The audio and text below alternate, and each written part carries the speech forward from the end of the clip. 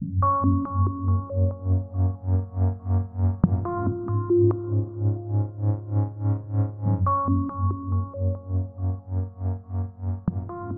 all done some posts, and we've talked a little bit already about the content of your posts. We talked about capitalization, we talked about the good writing techniques, but now you're going to apply a different set of criteria to judge whether or not this is an effective post or not. I've always believed that writing is an essential part of all of the curriculum. Math, social studies, language arts, everything that we do. We even sometimes write about what we do in PE. Since we do a lot of blogging in here, there's just a natural extension to other kinds of digital writing that's happening in our class. So we took a look at student posts and had discussions about what was a good post or what would make an ineffective post. Would this be an effective blog post? If you're telling someone that you like their message, you're not really explaining why you liked it and what message they're talking about or why they did a great job. In our minds, we have to think, hey, we have no idea what that's about. All right, so Mrs. Swift talked about context yesterday. And adding context, who are you writing to? Why did you like it? What did you like about it? Explaining things. Now, it takes a lot longer to do that than ding, and click submit. With your groups, discuss effective, non-effective blog post.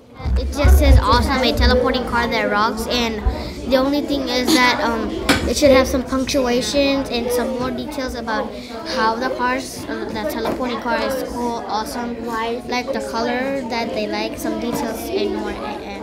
Today's lesson was an extension of something we learned in the computer lab yesterday from Mrs. Swift, and she was teaching our students about good digital citizenship and netiquette, and I gave them a lot of examples about what would be considered academic writing, what would be considered if you want to text somebody or send them a Facebook message or respond to something on their YouTube post. And we put a lot of emphasis on academic writing. So when you get online with the laptop, bring up the blog, click on Netiquette, and here is the post. Using good internet etiquette, Netiquette is something important to do when blogging, and then you can read the rest of it. Use all of that information to form a good, well-written response.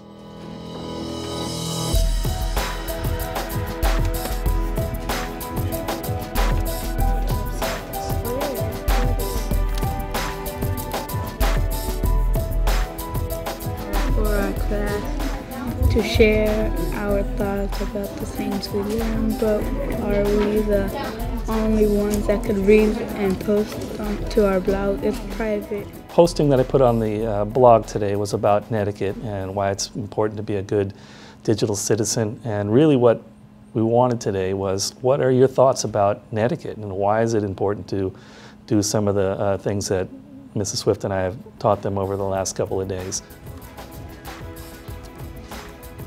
Writing about how you would talk to someone that you want to be formal with, and how you would talk to someone that, like family members and friends. And I'm also talking about why netiquette is important, like how you respond to comments or anything someone says on the internet. To be a good digital citizen is to show respect to people online and be very respectful and talk to them in a way that you would want to be talked to. I'm going to communicate my ideas to somebody else. They have to be able to do that in writing, especially these days, where your core group of friends are around you, but we're communicating with everybody at this point in the whole world. Let's remember, guys, that good digital citizenship means good digital writing.